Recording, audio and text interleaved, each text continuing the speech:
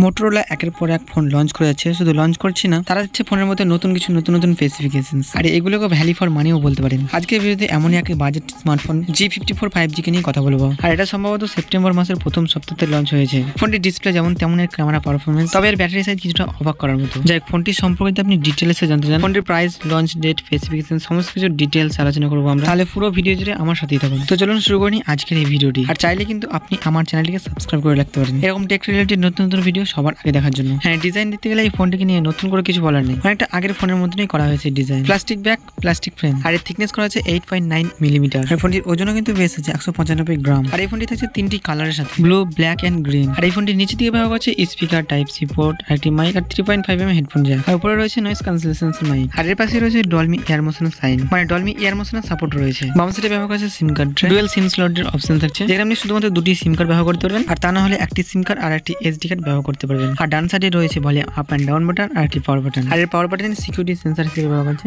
এর fingerprint sensor যথেষ্ট fast কাজ করছে। তো এরপরে আমরা দেখে নেব এই ফোনটির ডিসপ্লে। 6.5 ইঞ্চি IPS LCD ডিসপ্লে ব্যবহার করছে, মিডল কাটিং পাঞ্চুয়াল ডিসপ্লের সাথে। আর তার সাথে থাকছে 120 হার্টের ফাস্ট রিফ্রেশ, কিন্তু বডি রেটিং থাকছে 85.5%। আর ডিসপ্লে রেগুলেশন হচ্ছে 1080x2400 পিক্সেল। তো এবারে আমরা দেখে নেব এই ফোনটির পারফরমেন্স। তো ফোনটি পারফর্ম কেমন করতে চলেছে। এখানে আপনি আউট অফ দ্য বক্স পেয়েছেন Android 13। এখানে চিপসেট ব্যবহার করছে MediaTek Dimensity 7026 ন্যানোমিটারের সাথে। এখানে আপনার হাই গ্রাফিক্সের যে গেমগুলো আছে স্মুথলি প্লে করতে পারবেন। ফোনটি গেম প্লের সময় হিট হলে কিন্তু ওভারহিট বলা যায় না, অলমোস্ট আপনি পারফরমেন্স ঠিকঠাক পেয়ে যাবেন গেম প্লের সময়। আর এই ফোনটি তিনটি ভেরিয়েন্টের সঙ্গে থাকছে, যেখানে থাকছে 8GB RAM 128GB স্টোরেজ, আর থাকছে 8GB RAM 256GB স্টোরেজ, আর লাস্ট ভেরিয়েন্ট থাকছে 12GB RAM 256GB স্টোরেজ। তো এরপরে আমরা দেখে নেব এই ফোনটির ক্যামেরা কোয়ালিটি। এই ফোনটির ব্যাক সাইডে ডুয়েল ক্যামেরা সেটআপ ব্যবহার করা হয়েছে, যেখানে প্রাইমারি লেন্স ব্যবহার করা হয়েছে 15 মেগাপিক্সেলের OIS সাপোর্টের সাথে, আর থাকছে 8 মেগাপিক্সেলের আলট্রা ওয়াইড ক্যামেরা। তো এই ফোনটিতে ক্যামেরা কোয়ালিটি দেখতে গেলে ঠিকঠাকই পেয়ে যাবেন ক্যামেরা কোয়ালিটি। তো ফোনটিতে এই প্রাইসের মধ্যে দেখতে গেলে OIS সাপোর্টের দেয় না কোনো ব্র্যান্ড, তার সাথে আলট্রা ওয়াইড ক্যামেরা ব্যবহার করা হয়েছে 8 মেগাপিক্সেলের। তো এক কথায় বলতে গেলে এই ফোনটির ক্যামেরা কোয়ালিটি বেশ ভালো মানের দেওয়া আছে। তো এই ক্যামেরা কোয়ালিটি নিয়ে আপনি তেমন কোনো কম্প্রোমাইজ দেখতে পাবেন না বলেই চলে। তো এই ফোনটিতে OIS সাপোর্ট দেওয়া আমার খুব ভালো লেগেছে। আর এর ব্যাক ক্যামেরাতে আপনি ভিডিও শুট করতে পারেন 1080p 30 fps পর্যন্ত। আর ফোনটির সেলফি ক্যামেরা ব্যবহার করা হচ্ছে 16 মেগাপিক্সেলের, আর আপনি ফ্রন্ট ক্যামেরা দিয়ে ভিডিও শুট করতে পারেন 1080p 30 fps পর্যন্ত।